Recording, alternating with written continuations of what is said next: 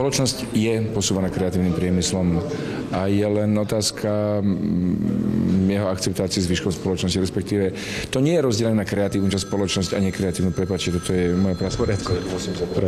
Dobre, môžeme pokračovať? No, môžeme. Nemôžeme rozlišovať spoločnosť na kreatívnu časť a nekreatívnu časť. Celá tá spoločnosť sa zmení na kreatívnu spoločnosť. Viete, my prechádzame takou transformačnou krízou, kde sa mení tá industriálna spoločnosť na informačnú a po tej informačnej spoločnosti príde niečo ako kreatívna alebo tvorivá spoločnosť. A to nie je my a oni. To je spôsob, akým sa vyberá Európa, akú cestu si zvolila ako svoju budúcnosť. Zoberme si dve krajiny, Fínsko a Slovensko. Tam je 5 miliónov, tam je 5 miliónov.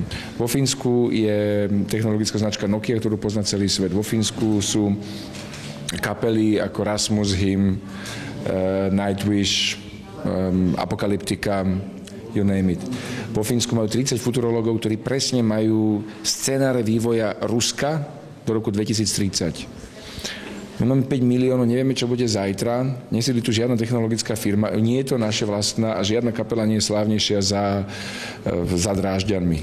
To znamená, keď investujete do tej kreativity, do tej kreatívnej spoločnosti, čo pre mňa je Fínsko jasným dôkazom, máte technológie, máte umenie, máte vzdelanie, máte predstavu. Košice ponesú titul Európskeho hlavného mesta kultúry v roku 2013 spolu s Marseille. Možno kde spočíva kľúčová úloha v kreatívnom priemyslu v tejto oblasti? Ktoré oblasti tohto priemyslu by mohli napredovať, možno aj na úkor tých iných? Na čo by sa možno Košice ako toto mesto malo sústrediť? To je o regióne, ktorý zahŕňa Ukrajinu, Poľsko, Čechy, Maďarsko a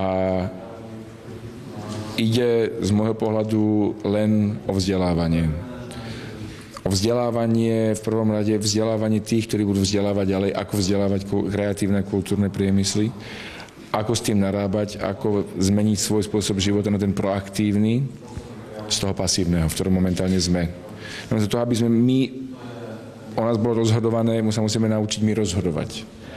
A pre Košice to je krásna príležitosť ukázať, že z mesta, ktoré je de facto závislé na jednom zamestnávateľovi industriálnom, sa dokáže stať mesto, ktoré proaktívne rozvíja svoju...